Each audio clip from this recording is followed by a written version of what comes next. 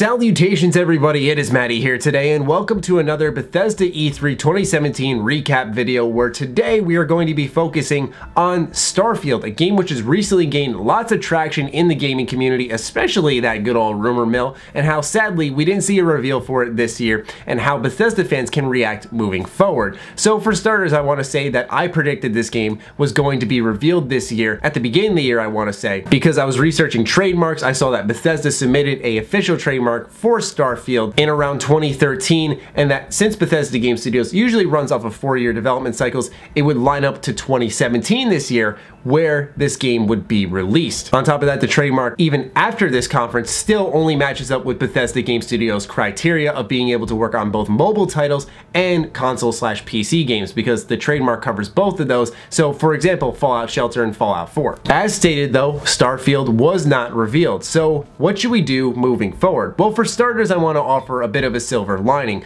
When it's not announced at this E3, that only gives Bethesda Game Studios more time to work on the game. It also, in a strange way, fortifies the evidence I put forth in previous videos talking about Starfield maybe getting revealed this year, because of the fact that Bethesda Game Studios has been working on this title for so many years. Where now, in 2018 at E3, I'd say, personally for me, I view it as almost a guarantee. I'm not going to say it is, I'm not going to say it's definitive, so don't take it that way, but for me, I'm going into 2018 fully expecting Starfield to be one of the games Bethesda Game Studios is revealing at E3. If you want a comparison on how I personally view this, I look at it between the 2014 and 2015 part of Fallout 4, where I think we were sitting around the video game awards, people were really crossing their fingers based off leaks and rumors that Fallout 4 was going to be revealed at the video game awards, and it turns out that it wasn't. And so for me, I personally came out and said that does it based off the development cycles, when Skyrim came out, all of this information that I presented in a similar fashion to how I presented it for Starfield. I was like, 2015 is the year for Fallout 4. So I think the same logic applies here to Starfield, where once again we have these rumors spinning around, we have the development cycles working in our favor, where we see, okay, it could be 2017,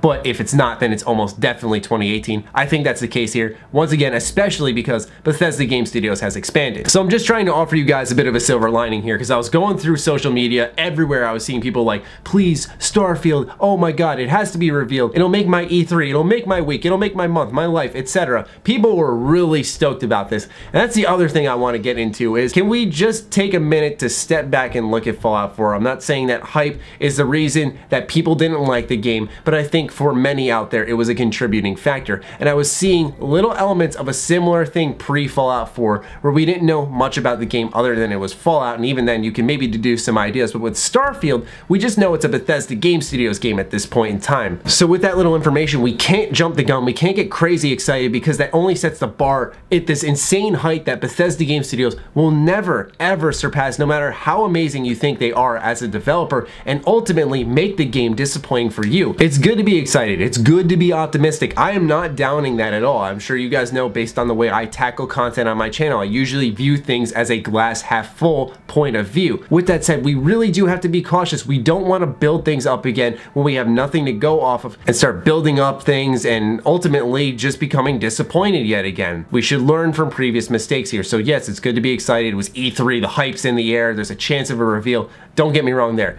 But now that the dust has settled a little bit, let's just take a breather and take a look at the situation and not overhype things, overdo things, because when that pressure starts getting put on, I think it only leads to a situation where no matter how good the game is, it's going to be bad to that person because their expectations are out of this world. Those are all the thoughts I wanted to offer on Starfield, where it is and what I think is going to happen next. Just overall, I'd say keep your eye out for 2018. I doubt, unless there's any leaks or anything, we'll hear anything about Starfield in 2017, maybe some trademark updates. I think that's our best bet of getting any Starfield information. But what's cool here is we're starting to hear more discussion about Starfield.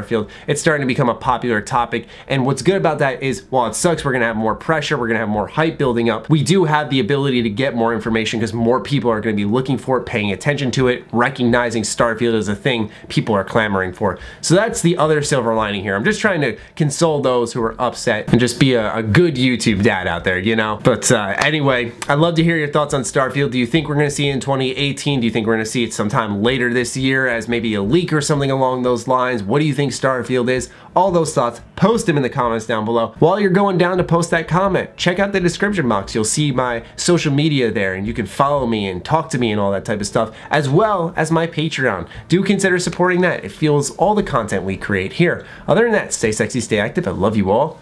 Peace.